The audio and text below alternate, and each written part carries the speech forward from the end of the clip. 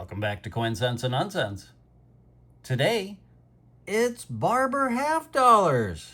It's been a minute, but this is the final installment in the Barber half dollar album fill. Been saving these up a little bit here and there and figured we'd do one big push. So I've got 6 years worth to go through. So let's do it. I guess before we get started, we can see, since it's been a while and a lot of you are probably new to this aspect of my channel.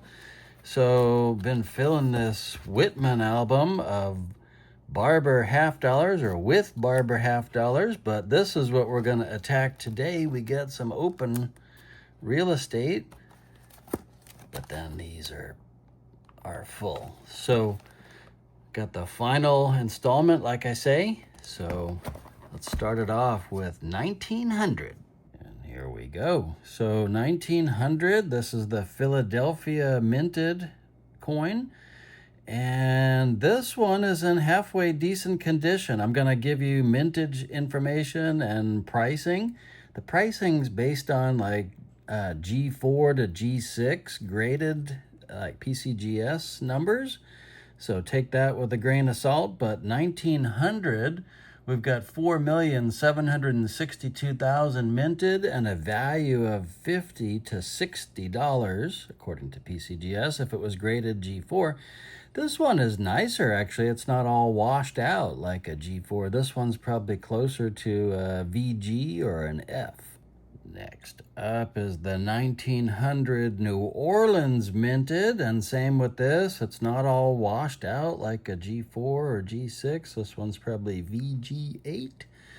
But we'll still stick with the pricing since that's what I wrote down. So 2,744,000 minted and $55 to $65 value according to PCGS in a G4 to G6. Next up is 1900 San Francisco mint. And so this one is a little more washed out, but still respectable, I would say. Not really a G quality, maybe a VG, but anyway, 1900 San Francisco mint, we had 2,560,322 minted.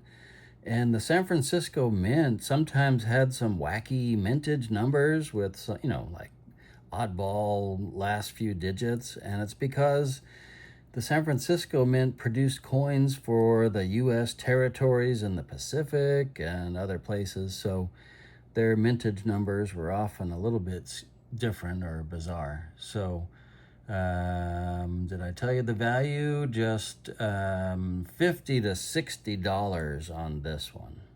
I'll get those put into the book. And yeah, no need for gloves with these. They're already pretty much handled. So there we go. Next up, we've got a 1901 Philadelphia. And this one kind of scorched, very worn, but still not too bad. So 1901, we've got 4,268,000 minted and a $50 to $60 rarity value. So one thing to keep in mind with the mintage numbers and the value and all that is it's not just the mintage that dictates the value, it's the number of surviving coins. Next up, we've got a 1901 from New Orleans. This one's got kind of a dinged up 1. There's the O mint mark. Not the worst condition coin, but still not fabulous. But 1901 New Orleans, we had 1,124,000 minted and a $50 to $60 value. Right, so this one is a bit of a big boy coin in relative terms. So this is the 1901 S, and the value on this one in G4 is like $100. So this one is still a little bit nicer than G4. I'll show you some images of what they consider like G4 grading, so you can see what's washed out and how how to gauge it. So here we are, red book, and there's G4 to 6, and you can see the wear and tear. A lot of mine are probably closer to AG3. And mind you, none of these, even though I'm saying it could grade G4, none of these are going to grade out from PCGS. They'd probably all come back details graded because, or details coins, because something's happened to them along the way. They've been cleaned or what have you. So 1901S, only 847,044 minted, and the value $100 to $125. So I did pay up a little bit for this one.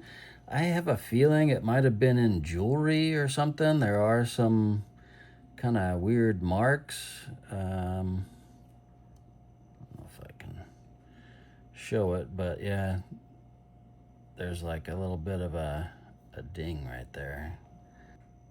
There you go. And also right there. So yeah, I think it might have been in a like a brooch or who knows what. But anyway, happy to have it. We'll get those put away.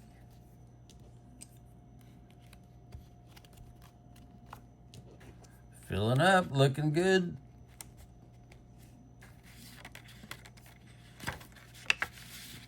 Next up, we're back to Philadelphia Mint and 1902. We got a little bit of a ding on the rim, I guess, but the toning is kind of cool. I like this one, and got some denticles even, so happy with that. Decent coin. Again, not going to grade out. Got some dingage, whatnot. So 1902 Philadelphia, 4,922,000 minted, and a $50 to $60 value. Next up, we've got a 1902 from New Orleans. So this isn't the worst condition, probably not a G grade, maybe a VG. So 1902 New Orleans, we've got 2,526,000 minted, and a $50 to $60 value in G4 to G6. And then to round out 1902, we've got the San Francisco coin, and this one has also seen better days, but still not the worst among the collection. So 1902S, we've got 1,460,670 coins and a $50 to $70 value. So this one's probably on the higher end of that, I would say. And I did get a good package deal on a lot of these coins, or on these coins, so was able to take advantage. We'll finish off this page just to make sure we got the New Orleans. And then the Philly coin. So that finishes that page. Woohoo! First one in the upper deck here on this page. Next up, we've got 1903 Philadelphia, or no mint mark, not too scorched out, so VG-ish, although I'm going to give you the value for a G4 to G6. So 1903 Philadelphia, we had 2,278,000 minted, and it's a $50 to $60 rarity value. Not rarity value, I keep saying that. I'm so stuck on bars. Scratch that. It's $50 to $60 PCGS value. So anywhere I've said rarity value, I'm sorry. Next up, we've got a 1903 San Francisco. We're skipping the New Orleans. I've already got one in the book. So San Francisco, another one with a weird mintage number. So 1903S, 1,920,772 minted. And the value on this one, $50 to $60. So you can see we've already got a New Orleans in there. So we'll get the San Fran. Actually, it's not good at cockeyed there. What's happened? There we go. And then the Philly. Next up, we've got a kind of graffitied or damaged 1904 Philadelphia. So didn't really notice that when it was in the little flip at the store, but oh well. So 1904 Philadelphia, we had 2,922,000 minted and a $50 to $60 value in G4 to G6. This one would have been a little higher, but certainly not great in there. That would be a damaged coin. Next up is a 1904 New Orleans, and it's been whizzed and who knows what cleaned to high heaven. It's like polished to kingdom come. So 1904 New Orleans, 1,117,600 minted, and a $50 to $60 value. And not in this condition. Even though there's details, it's toast. Next up is the star of the show for today, I think, even though the value is slightly lower than the 1901S. The 1904S is considered like the key date, or one of the key dates anyway. So also not a G-type coin, maybe a VG. So 1904S and 553,038 only. One of the lower minted, not the lowest. And this one has a $95 to $125 value in G4 to G6 according to PCGS. And in higher grades, these are known to be faked because the value of this coin in a higher grade is pretty significant. So we'll get that one put away along with the whizzed New Orleans. So that one, if I ever do want to replace any, that one I should replace because it's, yeah. And then Philadelphia. So one more in that row to go, and actually only 3 more coins total to go. Let's do it. Next up is another polished, cleaned, whatever, but 1905 Philadelphia with some wearing and tearing there. This one is definitely in the G category. So 1905 Philadelphia mint, we had only 622,000 minted, but the value is only like $65 to $75. So a lot of the 1905s are a little bit higher in value because we're kind of dwindling in mintage. And that's definitely the case with this one, the 1905 New Orleans.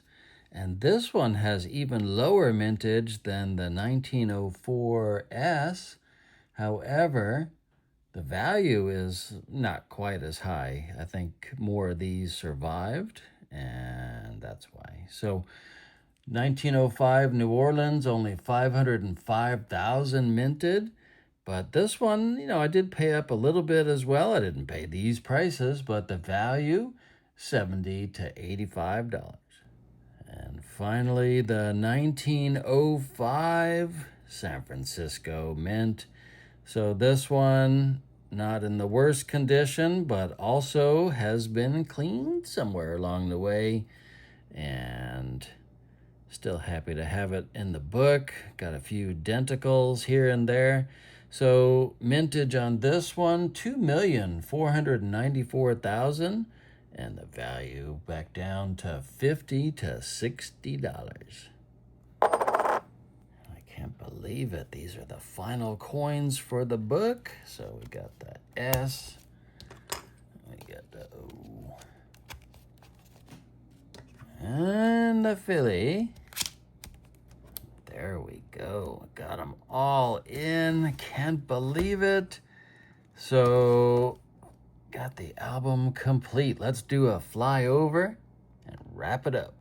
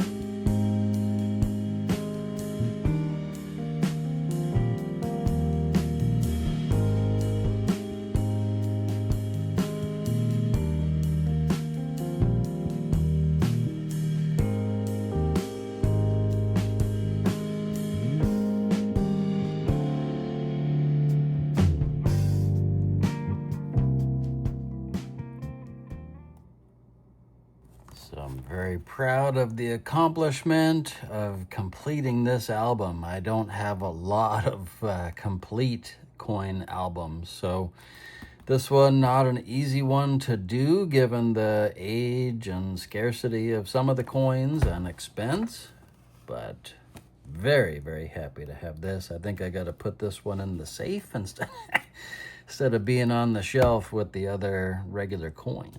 If I had to pick a favorite coin engraver, designer, whatever, it's got to be Charles Barber. The designs are fairly simple. This one, he did the coins for Hawaii in 1883, the only year that they produced coins for the Kingdom of Hawaii before they became a state and a territory and all that stuff. So obviously a territory before a state, but you know what I mean.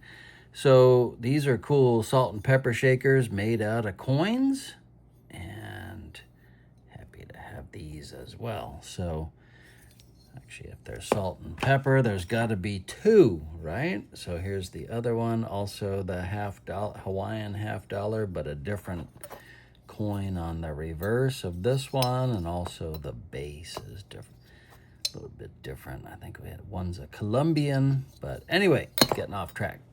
Thank you so much for watching Coinsense and Nonsense, and until next time, bye. Bye. So this one, the mintage, we've got 1,124,000, and then a $50 to $60 rarity value. Not rarity value, fucking dude. So this one, a little bit worse for wear, but not. So 19020, 256.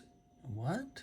So this one, 2,494,000 minted. Can't read my own writing? Yes, that's what it says.